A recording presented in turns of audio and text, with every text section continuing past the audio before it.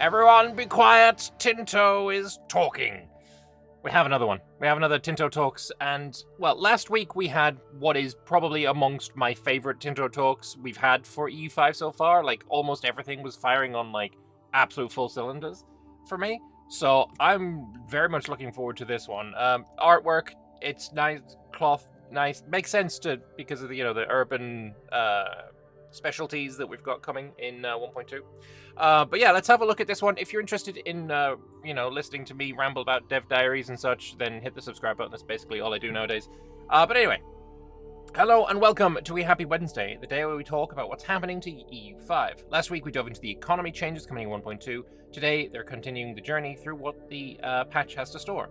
As a reminder, whilst Dave has been steering Fate the Phoenix, Johan has been driving the development of the accompanying patch, covering economy, military, diplomacy, and a range of immersion improvements to both AI behavior and how the world is set up. How the world is set up basically meaning, you're not going to have very few buildings in very few locations, and then the rest of the locations are completely barren. Like, there's going to be stuff set up as if the game has been played for 50, 100 years, and then we've arrived at this point. This is the setup of the world, and there's buildings already there, which obviously makes way more sense. So what are we covering today? We're having a look at military matters, and there's quite a bit to get into, so let's not waste any time. This is exciting because the military is an area of the game that does need a little bit of help right now.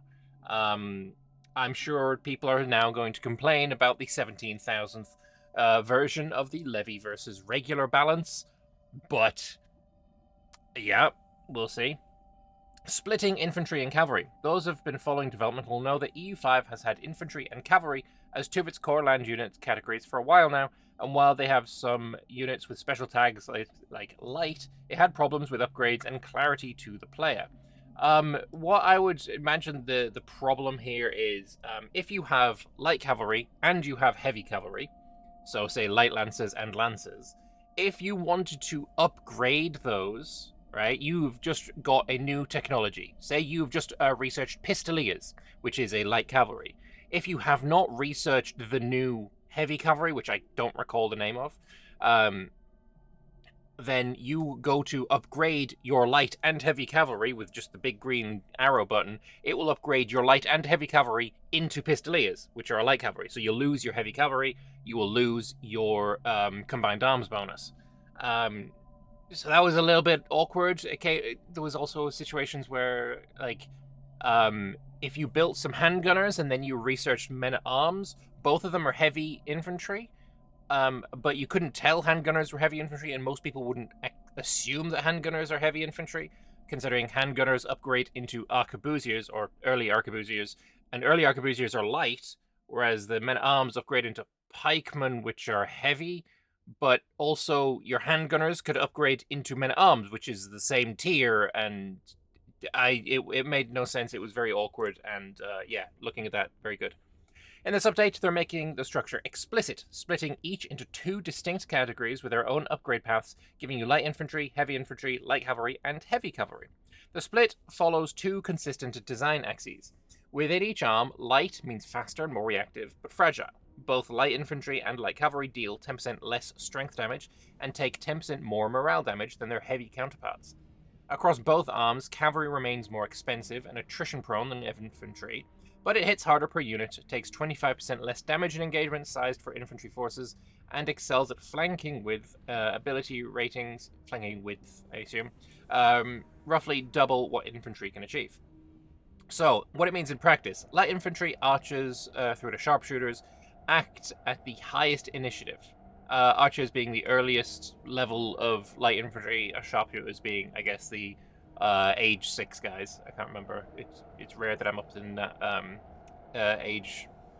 They move quickly, they skirmish well. It's the opening punch unit, but it struggles in a prolonged grind. It can assault fortifications. Heavy infantry, footmen through to fusiliers, slow, disciplined, and has no damage penalties. It's the only category that can garrison a fort. Okay, that's interesting.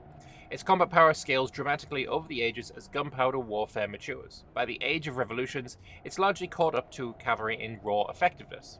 Light cav, horsemen through to light dragoons, is the fastest unit on the campaign map, acts early in the combat round, and has the highest flanking ability in the game. It carries the glass cannon penalty, so it's not something you want absorbing punishment in the main line. And then heavy cavalry, their armored horsemen through to cuirassiers, drop the fragile penalty and hits flanks nearly as hard as light cav. It's slower and acts later in the round, and it's designed to feel increasingly like specialization rather than a default choice as the game progresses towards the gunpowder era. This is definitely, if they can pull this off, very good for the game, because right now, and I think if you've been watching my multiplayer games where I'm playing as Milan, basically everyone in Age 2 and 3 has only got heavy cavalry as their only unit. And obviously that's just not good. To have everyone just go cav is kind of boring. So definitely feel like if they could pull this off, that's a really good thing. Country identity runs through this split as well. National and cultural advances grant power bonuses to specific categories, which means your Swedish army of musketeers and your Crimean force of horse archers now feel genuinely different to build and command, not just cosmetically, but in how you want to use them. So, heavy infantry unit category, so we're getting a tooltip for heavy infantry, makes sense. And we can see they take frontage, combat speed, all these are just their base stats, gotcha. If they have weapons of metal, would they make some good music? Yeah, I guess so. Heavy metal, for sure. Siege Raider military stance. The new Siege Raider subject military stance directs your vassals' armies to focus exclusively on tearing down the enemy's fortification network, rather than seeking bitch battles they might lose. I quite like that. That's cool. When set to Siege Raider, your subjects will prioritize besieging hostile locations at maximum effort, actively join any allied siege already in progress, and still hold their own territory if the enemy pushes back, but they'll not chase enemy field armies deep into hostile lands. This is basically what my Vassal Swarm is going to be on permanently now. Unlike the aggressive stance, which combines high siege activity with high battle seeking, Siege Raider keeps your subjects away from unnecessary engagements, their armies path around enemy forces on their way to the next siege target, rather than stopping to fight. If your subjects are caught in a battle they did not choose, they're quicker to retreat than in other stances, because bleeding out a subject's army in a field fight is exactly what you told them to avoid. Stance is especially powerful when combined with your own field army. You pin or destroy enemy forces while your subjects strip away the forts in the background, accelerating war score without risking the armies you pay to levy. This is just some fluff. This doesn't really mean anything. I imagine this is still going to be a bit naff sometimes because the AI is not great at building enough cannons, especially if you have lots of little vassals. If that hasn't changed, hopefully it does change, because I'm not really a fan of the current meta for subjects. But if you have lots of little vassals, they're all going to be raising their own little armies, especially levies, because the AI loves to raise their levies. And there's going to be very few artillery in there, which means that the sieges are just going to take forever. So yeah, you can get your AI buddies to siege a bunch of places, but I'm going to be able to kill the enemy army and then move my army onto the siege for the cannons. Just, yeah. And I don't... Just adding this into the game right now doesn't change anything, but hopefully it's coming alongside some other reworks to how the AI prioritizes levies and regulars. So, food and provinces.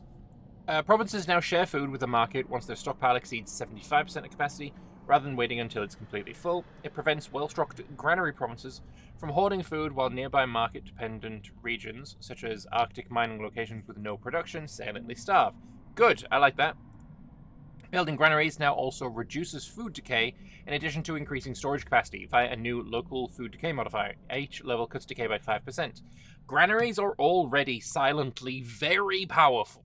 Like, again, if I open the multiplayer that I'm in, and you go to the countries being played by the best players, specifically I'm thinking about Poland. And again, if you want to look at any of this, look at my VOD channel. The VODs of all of the sessions of the multiplayer up there already. But they have absolutely tons of granaries, because more food in an area means you get higher pop growth. Higher pop growth means you have more pops, and more pops means you are more powerful. So granaries are already very, very powerful. already very, very needed, and this is a buff to them. Newly built granaries can no longer drain the entire market stockpile in a single month. Each province's food draw from the market now is capped at 3 times its monthly natural deficit. Okay, I like that. A bug where provinces were being charged large food expenses for market food, passively topping them up, despite having positive food income and no actual deficit, has been fixed. Very nice. Threshold at which a province buys food from the market has been aligned with the threshold at which it sells, eliminating an oscillation where provinces would sell surplus food 1 month and then buy it back the next. Tribesmen no longer incorrectly contribute to food demand estimates. Previously, the game assumed all pops consumed food at the peasant rate. Tribesmen who consumed none were inflating food demand projections used by pop growth and AI stockpile calculations. Good, get that fixed. Food consumption modifiers, such as global peasant food consumption, now correctly affect the population growth bonus granted by hide food stockpiles. Previously, they were ignored for that calculation. And starvation alerts have been updated to display information on a per-market basis, so when something goes wrong with the food supply, you can immediately identify which market region is affected, rather than hunting through the ledger. And then finally, we got food consumption modifiers now correctly feed into the food storage pop growth bonus calculation. Previously, those modifiers were being applied to one system but not the other, producing inconsistent behavior between what the tools had predicted and what the game simulated. Alright, cool, good, I like that. Food decay minus 10% because we've got 2 levels, yep, and then local food capacity plus 4. Like, honestly, you just build all of them. You just build I don't see this changing very much. I'm just gonna build all of the food all of the time. Logistics, something I really am hoping changes quite significantly, because right now it doesn't really mean much. Armies now consume 10 times as much food as they did in 1.1. Okay. This was a deliberate rescaling to put military food usage on the same order of magnitude as civilian pop consumption, so a large army in hostile territory is actually a meaningful strain on the local food supply. Okay. As a direct consequence of that rescaling, non-auxiliary units can only carry approximately half a month's of food supplies in their internal stocks, meaning armies that march away from food supply lines will feel the pressure within weeks rather than months. Okay, I'm okay with this. Logistics distance has been reduced, with the base reach shrinking from 50 to 30 as armies in the early ages were operating within a reach that did not match the period's primitive supply infrastructure, and the correction makes keeping forces fed a genuine challenge in the 14th and 15th centuries. Okay, 50 to 30 doesn't really mean anything for a player. What does that... Like, if I'm playing as Bohemia and I go to war with Austria, and I'm the way that I would engage in that war is I would go for the provincial capitals on the border, and then methodically go into the next provincial capital, and then the next provincial capital, and then the next provincial capital, because I'm getting food from those provincial capitals. I'm getting supplied from those provincial capitals. And so I've never felt the need for a supply wagon, really. I mean, honestly, the biggest reason I use supply wagons nowadays is for the combined arms bonus, which, honestly, they probably shouldn't give, in my opinion. I don't see, like, how far away is 50? It's unclear. I guess we can check where Jaish is on the map and find out where Ras Al Ain and Wugda and Taz and all that is. I guess we could maybe... It's through the Sahara. Okay. I don't know. It's kind of hard to parse it. The impact that generals have on logistics range has been halved, so Brilliant Quartermaster is still valuable, but no longer single-handedly negates the constraints of medieval supply. Food usage is tracked and reported in daily increments rather than monthly, giving you a much more legible read on how quickly a campaign is depleting your stores before a situation becomes critical. A bug was fixed where the AI performed naval logistics objective with not activating for coastal armies. Oh, thank God. I tried that for like the first time, literally like last week, and it was very disappointed that it didn't work, so I'm glad that it does now. It didn't work for armies that were already starving, so fleets now correctly prioritize resupply runs when the nearest army is running on empty. I don't even think it was just armies that were already starving. It just wasn't working in general at all. Like, I put my fleet on supply, and my army that was sieging, I think I was sieging Cyprus at the time, just wouldn't move to help it out. It was just nothing. It was doing nothing. It was completely docile. So yeah, hopefully this is not the only bug that you have found with this, because it was completely non-functional. Naval supply lines were previously computed one location behind where the actual fleet was, which meant fleets couldn't gather food from the tile they were standing on. It's now fixed. Okay. Long-standing issue where armies would starve even when stationed at a location with a supply depot was resolved. Depots now correctly count as a supply source. I might use them then. I don't think I've ever clicked that button. Logistics distance tooltip now lists the nearest supply sources by name and distance, so you can see at a glance whether your army is 1 province away from starvation or 3 weeks into the wilderness. And then attrition pathfinding now scales its penalty by the movement time cost of each tile, so armies routing through slow terrain, mountains, marshes, dense forests pay a steeper attrition price that reflects the real difficulty of feeding troops on these routes. Alright, cool. Allied troop transports. You can toggle a fleet to allow friendly countries to load their armies aboard your ships, enabling true Allied naval coordination. The toggle appears in the action bar for any navy you own when enabled. War allies and countries within your hierarchy, such as subjects, can use your fleet to transport. By default, fleets are set to not allow friendly boarding, so you remain in full control of who may use your ships. A war ally's army will only be able to board if the fleet owner has turned this permission on, and the loading country is either a war friend or part of the owner's subject hierarchy. The permission is per fleet and can be changed at any time. Just simply click toggle again. Alright, I suppose this is going to help for the 100 Years' War, right? If France can somehow defeat the British Navy or English Navy, park its fleet in the English Channel, and maybe its vassal armies will just piss over the border, over the ocean. Maybe that is going to be something that can be used. I don't think England would want its vassals to go over.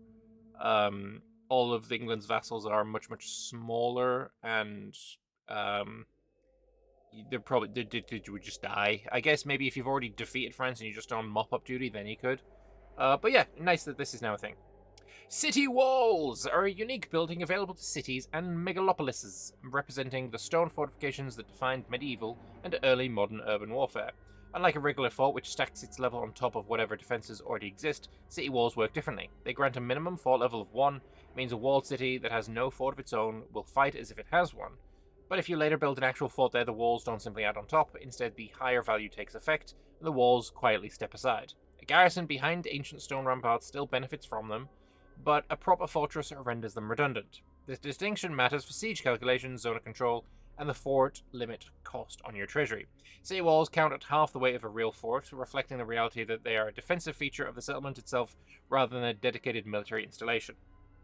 A bunch of fluff there, to be honest, but city walls, they give market attraction, they give less crown power, more burgher power, more movement cost. Do they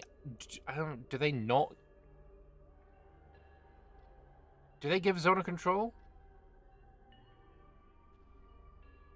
The distinction matters for zone of control. I don't think city walls give zone of control, which is certainly a choice. Not one. I don't disagree with it. Anyway. Beyond the gameplay mechanics, city walls also have a visible presence on the map. Oh, no, actually, that looks pretty frickin' decent. That looks kind of awesome. Okay. Walled settlements display their fortifications as a physical ring around the city art. The tooltip on a walled location clearly communicates the distinction. Rather than showing a plain fort level, it tells you the location has city walls, and that the minimum fort level applies, so you always know whether you're looking at stone masonry or proper military works. The walls also block line of sight from both land and sea, slow army movement as attackers route around the perimeter, reduce local unrest, and shift a little estate power towards the burghers and away from the crown. They're expensive, take years to construct, but for a prosperous trading city with no fort of its own, they're often the difference between a swift capitulation and a costly siege. Yeah, I like that you can basically stand an army here and they won't be seen because they're inside the walls. It's not exactly garrisoning, and if you bring an army to siege the city, then they will have a fight rather than a siege with a big garrison. But yeah, that's really, really cool. War score. A lot of people complain about war score all the freaking time. So, we'll see what happens here. Actually, if I open Reddit on EU5, there's probably like the top thing is war score is obsolete now and shouldn't be a thing. It's almost yeah, I literally found it 16 hours ago. War score is a relic of the past. Okay, buddy. I don't agree. That's why I just downvoted, but whatever. Anyway, winning a battle in a coalition war now awards the war score you'd expect. The score is based solely on what fraction of the losing side's total army capacity you destroyed, rather than being diluted by every regiment on both sides of the entire war. Previously, the same decisive engagement in a 6-station coalition war was worth 3 times less than the same fight in a 1v1, and that bug is gone. I was not aware of that. That's good that that's fixed, though. Occupation war score has been doubled, and you can now only need to occupy 50% of a target country's territory to reach 99% war score. Sieging your way to peace is a more viable path than before. Yes and no, because sieges lower war score cost. Like, if you occupy something, it's cheaper to take, so you're still better off sieging everything you want to take. And if that's more than 50% of the country, then you're still more likely to siege everything.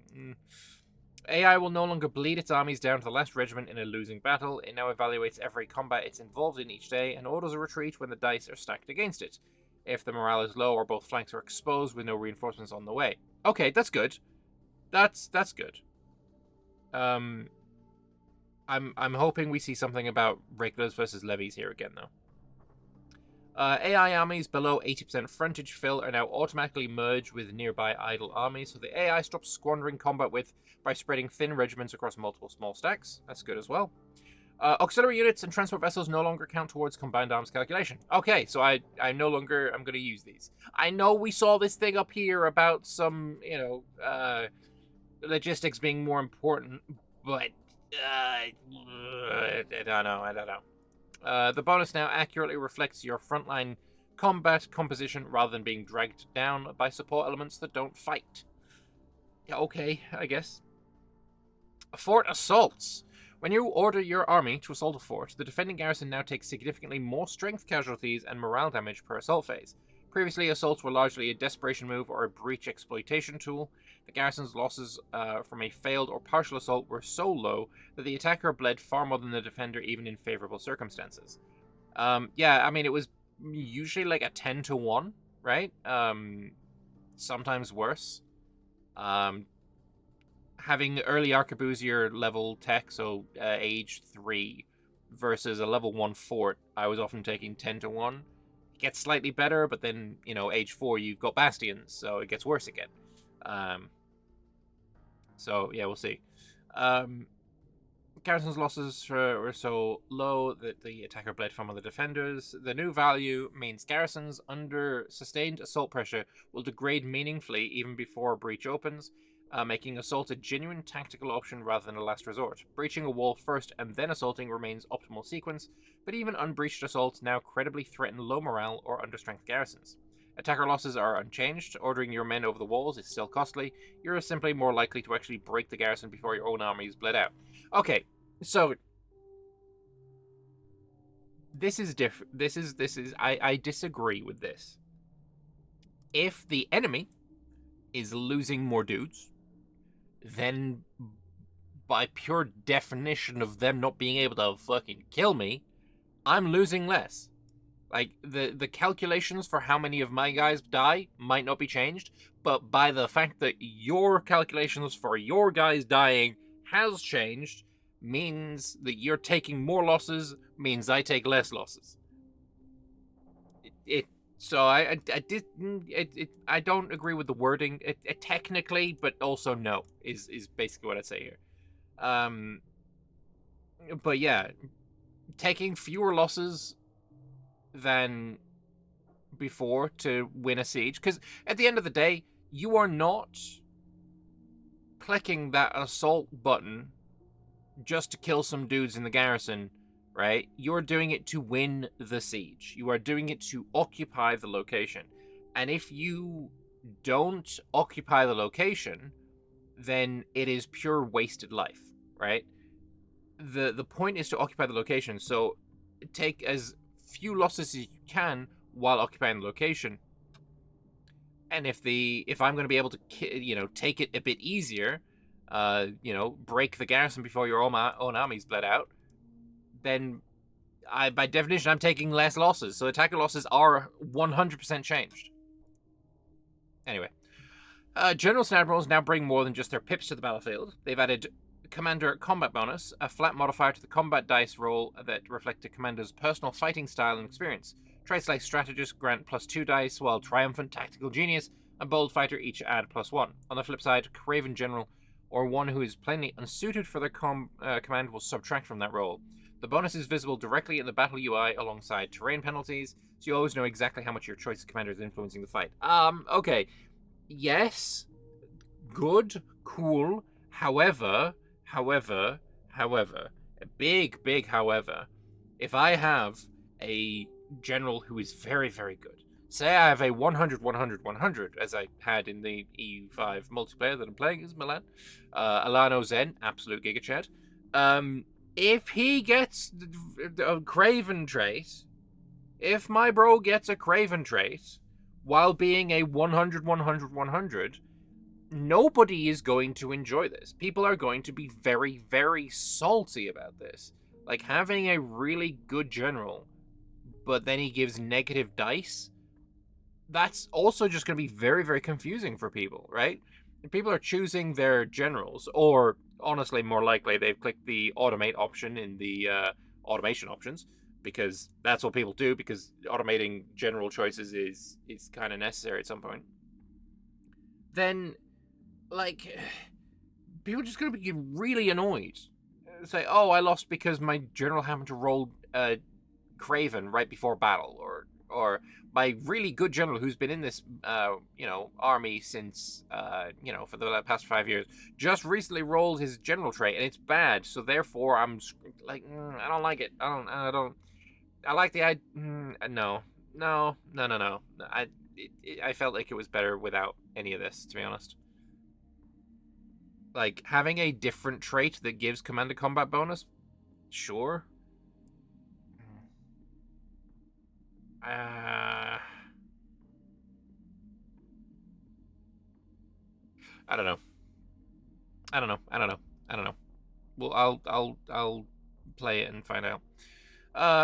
Miscellaneous land combat related. Fort defense modifiers were being miscalculated immediately after a save and reload. Forts would incorrectly lose their defensive bonus until the next monthly tick, making freshly loaded saves temporarily more vulnerable to siege.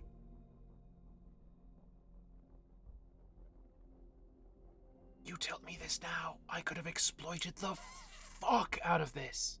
Oh my god. You put a bunch of dudes on a siege? Bunch of sieges? Quit the game? Reload the game? Assault the forts? Oh my god. You tell me this now?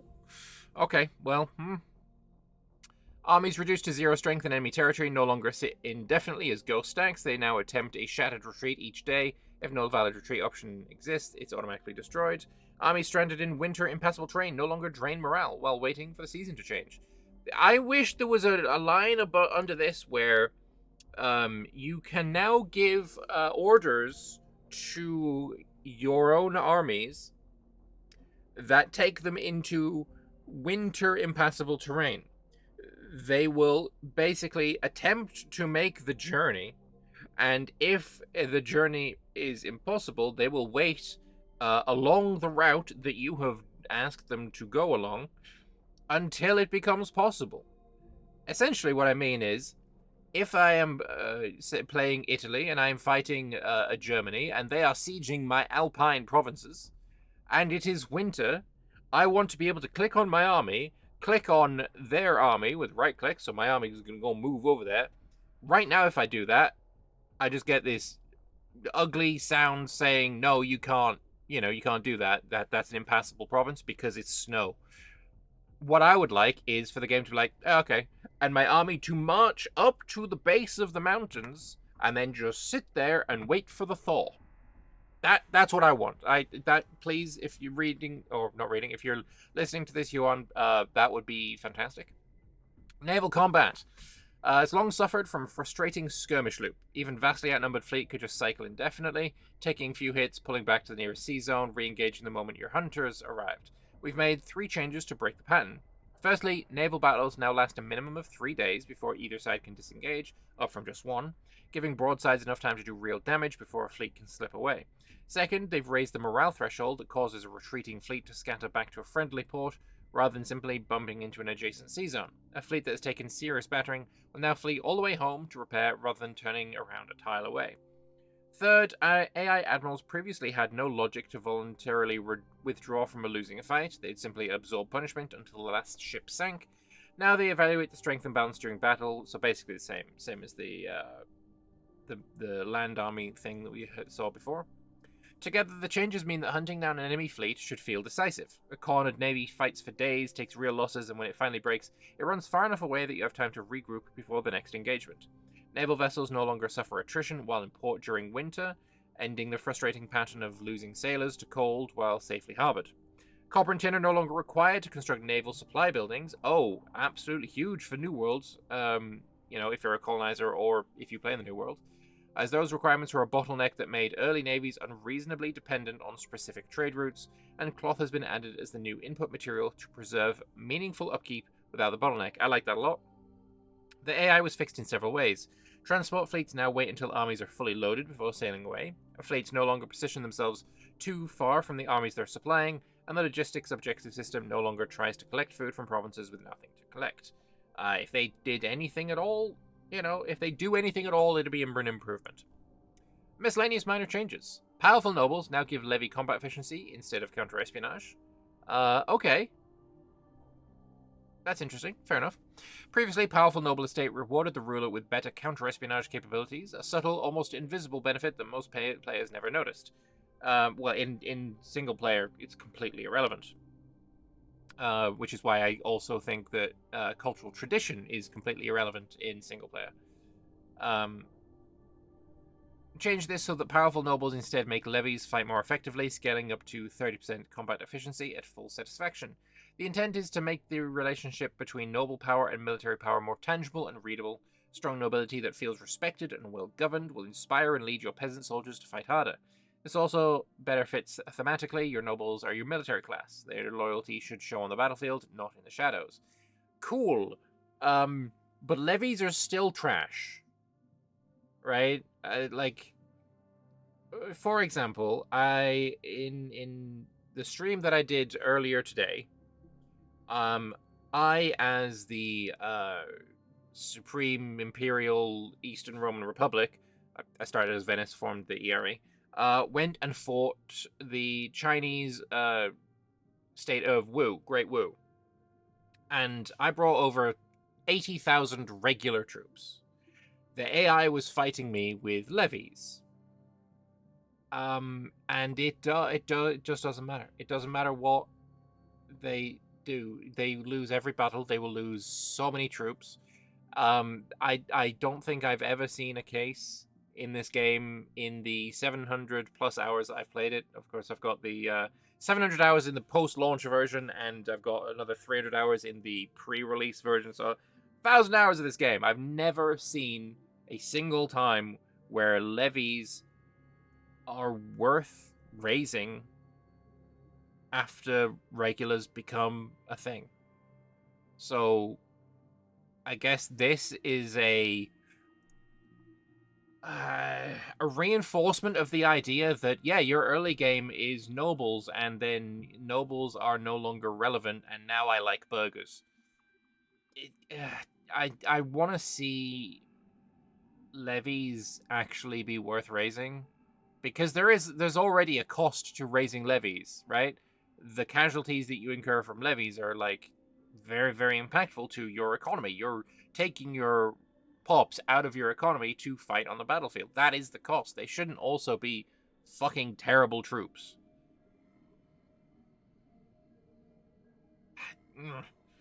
They're just real bad. They're real bad.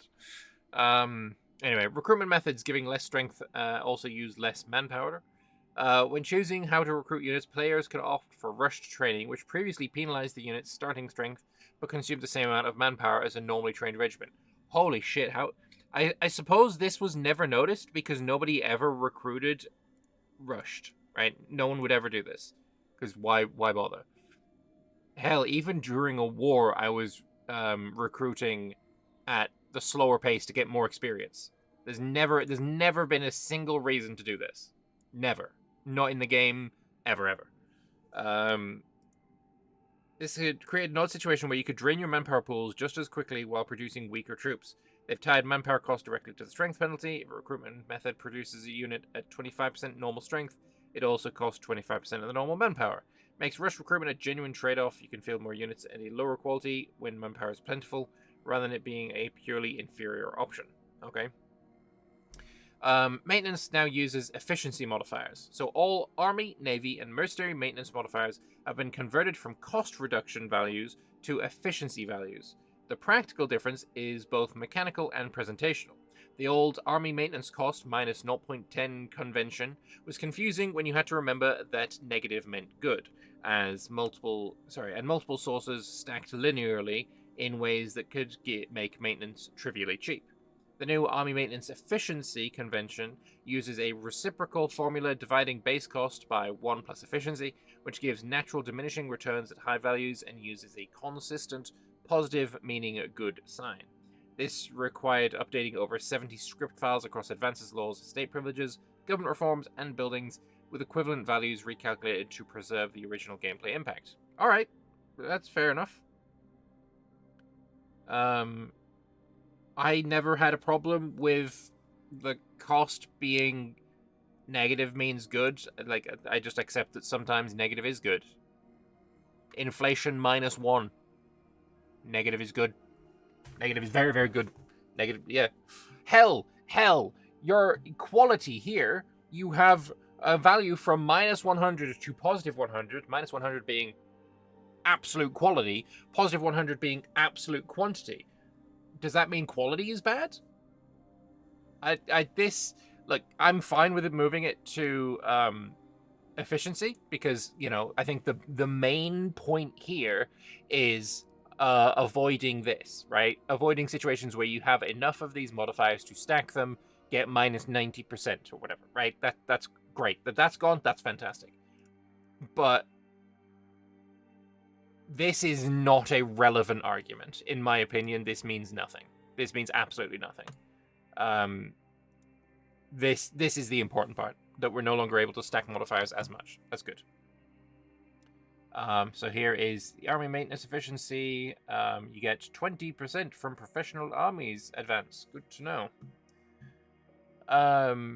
Tooltip has other benefits as well.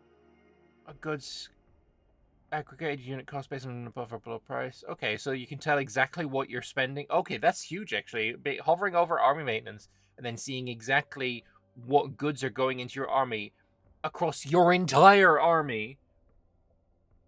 This is huge. Screw this. I don't give a fuck, but this is mad. This is really, really useful. Then I can hover over Army Maintenance and say, oh, shit, tin. I need more tin. Oh, I'm good on X, Y, and Z, but, like, I need more tin. This is amazing. This is what... Tooltip has other benefits as well. You don't say. Because previously, you would have to hover over that, then hover over Tercio, then hover over the individual Tercio regiment, and then you would get, tooltip within tooltip within tooltip, the actual good that was more expensive or whatever. And it was different based on where you were getting that tin, right? The tin might be more expensive in this location than that location. It's like, it was really, really awkward and annoying. This, fantastic. Mercs have been re-expensivized. They went down by, like, 75%. Now they're back up by 25%. Makes sense. Also, I only learned that you could bribe mercenaries today. I'm no exaggeration. I learned that today. Yeah, anyway. Mercs are proving too accessible as a military solution, particularly for countries looking to bypass the manpower and recruitment cost of a standing army. They've increased all hire premiums and bribe costs by roughly 20 to 25%. The leader hire fee, the per unit hire premium, and the bribe to dismiss cost have all gone up. This makes mercs a meaningful financial commitment rather than an easy substitute. Reinforces that maintaining a professional standing army or cultivating good diplomatic relations, so you don't need to bribe foreign troops, should be rewarded. We've got some improved interfaces, which always I'm in favor of. Managing armies just got more convenient. You can now save any existing army directly as a template with a single button press in the unit view. The template editor opens pre-filled with the army's current regiment composition. Levies and mercs are excluded, since those aren't the kind of standing force you want to blueprint for future use. Beyond that, templates are now smarter when you recruit from them. Rather than insisting on the exact unit types that were recorded when you saved, the game will automatically substitute the best available unit of the same category at the recruit location. Your template stays useful as your military tech advances without you having to go back and update it every time you unlock a new unit tier. Cool, good. One more thing. Conform to template is apparently not a thing. I learned again today. I use templates. I only just really started using templates recently, but they were completely not working when I had an army that was much smaller than the template I wanted to conform them to, right? And it was actually I was using naval templates, right? I wanted to have every single one of my trade fleets. They do 2 sea regions each to patrol the coasts, and I wanted each one of them to be around 50 ships. Not around, exactly 50 ships, 50 caravels. So I made a template of 50 caravels, and I saw my fleet here with 33 caravels. So I clicked on that fleet, and then I clicked the button at the bottom, as a little hammer symbol around here, and then I clicked the template, and then I clicked on the location. For some reason that's also necessary. I need to click on the map where you want them to be built. It won't only build there, it'll just build everywhere around it. And then, so I had 33 ships, I had a template of 50 ships, and I wanted to conform that 33 ships into 50 ships. So it built 50 ships and I had 88. 83. Math is great. I love maths. Yeah, so conform to template is not a thing as far as I can tell, or if it is, I couldn't find it, and also it should be a bit more visible, if that's the case. But I don't think it's the case. Again, Yuan, if you're watching this, conform to template button would be nice. Unit upgrade path. When you open up the detail panel for a unit type, whether in the unit lateral view or hovering over a unit in a tooltip, you now see a visual stripe showing the full upgrade chain that the unit belongs to. Predecessors appear to the left, current unit is highlighted in the center, and successors continue to the right, each separated by an arrow and annotated with age icons. The layout mirrors the building upgrade path display that already exists for construction, giving military units the same at-a-glance legibility. No longer need to mentally track which old units can eventually become knights or tercio infantry. The lineage is right there on the card. Sure. Good. Also, handgunners, heavy infantry. Who knew? Wait, is it also... It's not showing unique unit. Oh, it is showing unique units in here as well. The Corollians. Okay. Interesting. That's nice that it's showing the unique ones. Because especially if you don't have... Oh, that's actually... Originally I was thinking, whatever. But now I'm thinking about it, that's really handy.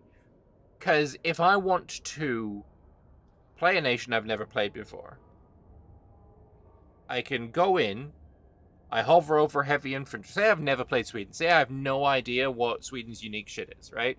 I click on Sweden, I hover over their heavy infantry, and I see, oh, damn, these aren't available when I was playing some other country. This must be their unique one.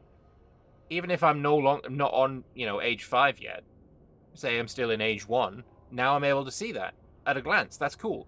What I will say is, somewhere on this bar, put something. Put a asterisk, put a little flag or whatever to show this is a unique tech that doesn't exist for every other country in the game. That would be really nice. pretty please, because sometimes, not every unit is like, visibly unique, right? It'd just be nice to have something here, right? Anyway, new military ledger pages. The ledger has received significant expansion on the military side. Alongside the existing country overview, there is now dedicated pages for regiments and ships. The regiment page lets you compare stats across different unit types, so you can see at a glance how your forces stack up in terms of strength, morale, discipline.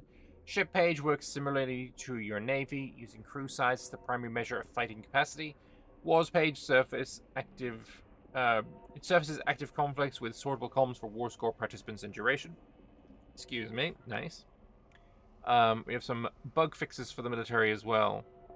Oh, what I will say as well, if you are unaware of this, Yuan, if you have a locked ledger, which means you shouldn't be able to see the country or the goods tab, might be another tab that you can't see. This also should be blocked for that, but also the default page for the ledger is the countries tab. So even if you have a limited ledger, when you open up the ledger, it will open the countries tab and show you all of the information within it as normal. So, something to look at. Bug fixes. The update also brings a round of military fixes and balance work. On the naval side, levies are now raised correctly and display accurate power figures, that power being none. And the false transport order, control right-click, and embarked army inland movement have both been corrected. Battle UI received several fixes. Protection widget now correctly shows terrain and river crossing bonuses for the defending side. General traits that carry army modifiers are once again visible in the battle overview panel, and siege progress widget now properly appears even when a defender army is present in the location. Raise all levies dialog no longer breaks when switching between the army and navy tabs, and deserters event tooltip no longer displays confusing negative strength loss value. Okay. Gameplay side, using recruit to army no longer accidentally assigns join to unit objective to unrelated armies. The stubborn trait stability decay power has been corrected. It was applying at 10 times the intended strength. Okay. Societal drift no longer fires when a regent is commanding military units rather than ruling the realm. Manpower losses in slave employing army buildings now correctly applies to slave pops as intended. Finally, Conquistar starting army sizes have been reduced and unit stats have been rebalanced across several unit types. Alright. And Dave is now coming to talk about one of the new features in Fate of the Phoenix. Movements. They have developed a new system to represent cultural and religious change from the grassroots rather than top-down. So we got the Latinatas here in celebration of returning to the great Roman Empire. The local Romance-speaking citizens of Roma began reinvigorated with the ideas of Latin language and Latin culture. The new Romans seek to restore the glory of the Roman Empire, proud of their heritage, eager to spread their culture, blah, blah, blah. Okay. Okay. Movements are fully scriptable occurrences that start in a single pop and spread outwards through the locations and into the world, slowly converting any pops that meet the requirements. Based on the disease spread framework, they represent radical ideas spreading through a population with human contact, so for example via trade routes, through marching armies or simple adjacencies.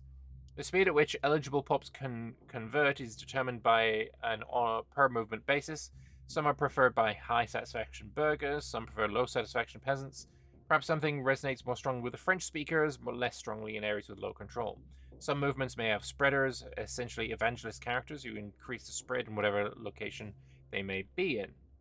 For Fate the Phoenix, they've reworked the Hellenism religion to spread very slowly through Christians if the player has chosen to trigger it. They also added Latinata's movement, which occurs when Byzantium holds a lot of highly satisfied Italian cities, represents the consolidation of highly satisfied Romance speakers who are happy to rejoin the Roman Empire as Romans.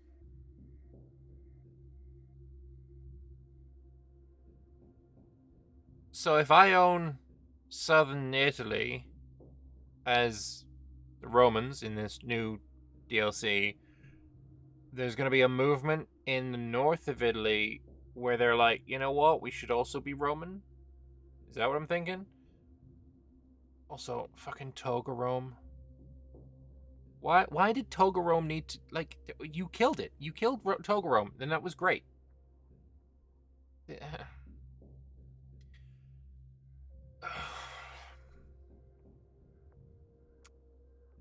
Pops must belong to the following: Byzantium and Rome. Okay, so that's not actually what happened. consolidation of highly satisfied Roman speakers are happy to rejoin the Roman Empire as Romans. I mean, they're already a part of it because they have to be a part of it for this to happen. Okay. It's a cool mechanic, but this I don't like. It's a bad example. I'm not a fan. In the future, they use the system to spread the Protestant Reformation, replacing the Protestant preachers' building system. Huge. Very nice. Colonial cultures like American or even political shifts like the formation of distinct Dutch or Austrian cultures. I like that. Okay, this cool. This not cool. This cool, not cool. Yeah, that's what we're looking at, right? Cool, not cool. Cool, not cool. Next week, they're looking at diplomacy and internal politics with a bit of personality. Okay, what I think this is, AI rulers do have personalities based on their traits. And if you have a trait that's like a very, very aggressive trait, then the AI is more likely to do certain things. Maybe that's going to be expanded somewhat. But yeah, military fixes and changes, good. I know I rambled quite a bit, and I guess that's probably what these videos are for. I'm not just a text to speech that's gonna give all of the text to you in audio format. I am gonna always give my opinions and thoughts and such on it, and I guess there was quite a lot of that this time. So yeah, let me know what you guys think. Throw me some commentary, some comments, some words in the comment section below, and we can see what we think about the military changes. I was a little dismayed not to see anything about levies are shite, and the AI is too interested in raising levies in periods of the game where you are running pure regulars. We fixed that. I was disappointed not to see anything like that. Either levies are now decent and worth raising, or the AI will no longer raise levies. Like, one of those things needed to be true, and neither have come true. So I don't know. I'm a little disappointed on that. But let me know what you guys think. I really quite like this art. I like the city walls. Looks cool. Looks cool. It reminds me of, obviously, this is, I believe, the same mechanic as if I click see more, maybe we'll see it. Where is that 99.5? Oh, I thought it was in here. Yeah, you know what I was thinking about anyway. The Constantinople walls. Yeah, I thought it was in there. Maybe it wasn't. But yeah, interested to hear what you guys think. So let me know in the comment section below, and I'll see you in the next one. Bye bye.